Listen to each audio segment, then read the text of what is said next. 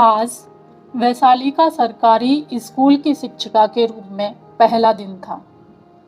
आज बारिश तो नहीं हो रही थी, पर काले सफेद बादल घिरे हुए थे, जो ये बता रहे थे कि किसी भी वक्त बादल अपने नल खोलकर पूरे शहर को भिगो देंगे।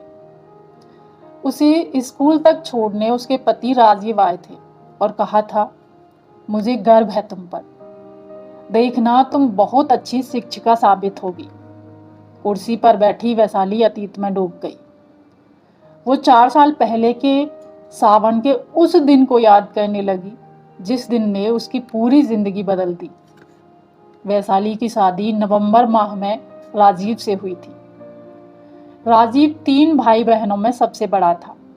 17 साल का राजीव 11वीं में था जब उसके पापा को लकवा मार गया था।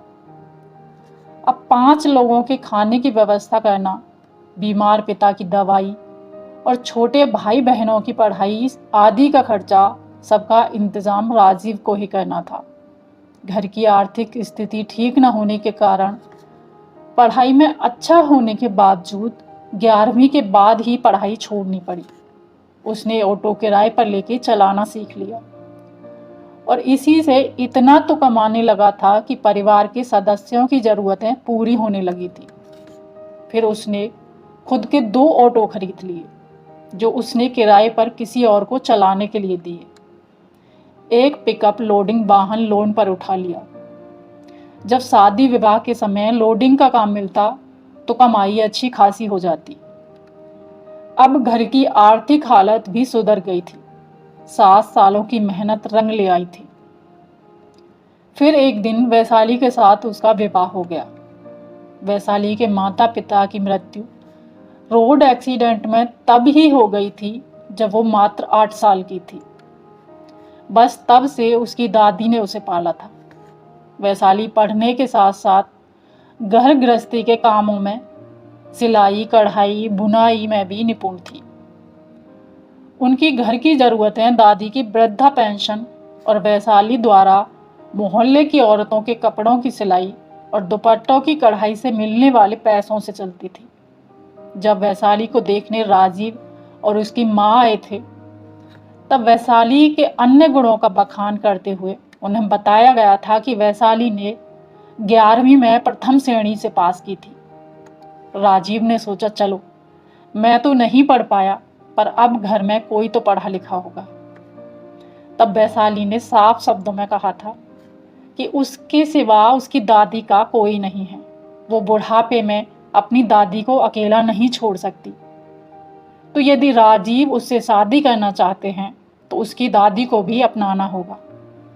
माँ बेटे वैशाली की इस साफ गोई से खुश हुए और उसकी मांग को मान गए और दोनों की शादी हो गई। धीरे धीरे दोनों ने एक दूसरे को जाना।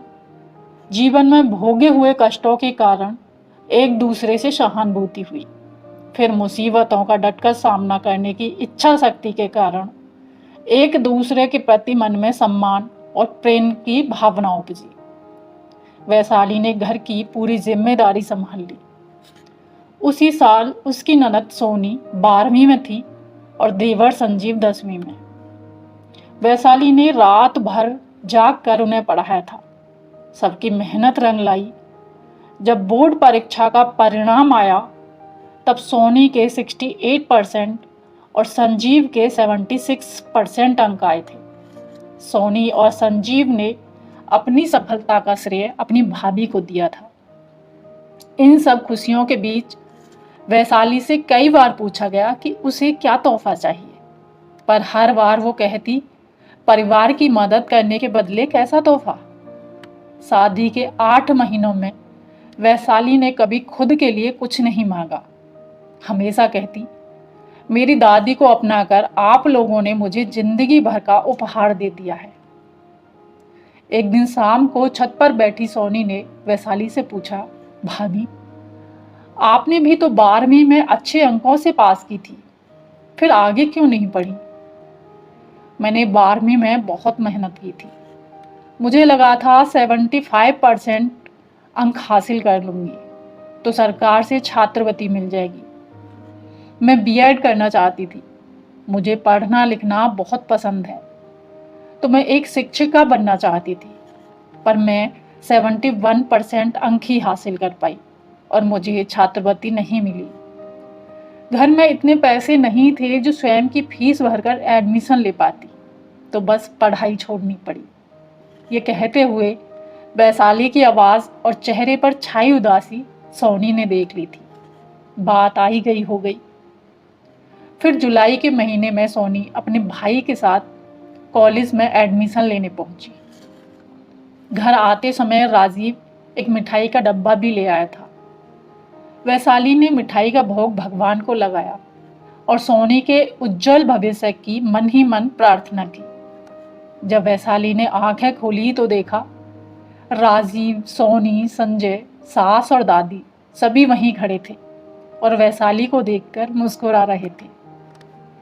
इससे पहले कि वैशाली कुछ पूछती, सोनी ने उसकी ओर एक कागज बढ़ाया।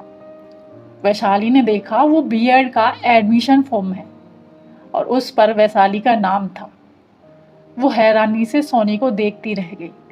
तभी राजीव उससे कहता है, मैंने तुम्हें पसंद किया क्योंकि तुम पढ़ने में अच्छी थी। मैं नहीं पढ़ पाया क्योंकि पूरे परिवार की ज़रूरतों को पूरा करना था।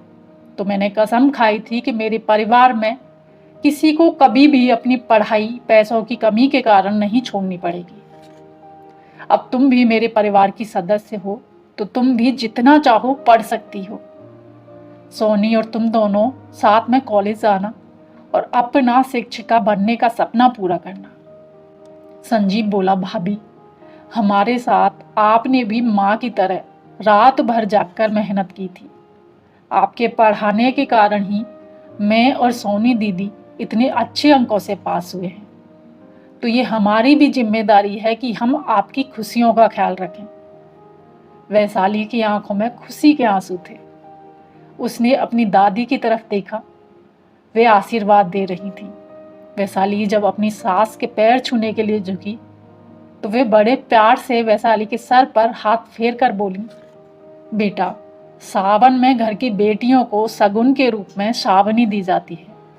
ये हम सबकी ओर से तुम्हारे लिए शादी के बाद पहले सावन की पहली सावनी है।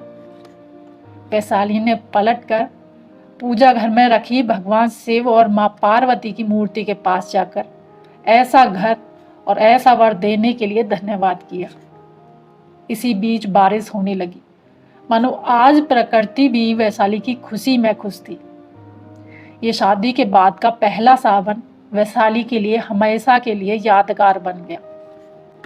तभी स्कूल में बैठे बच्चों की आवाजें सुनाई देने लगी और वो अतीत से वर्तमान में वापस लौट आई।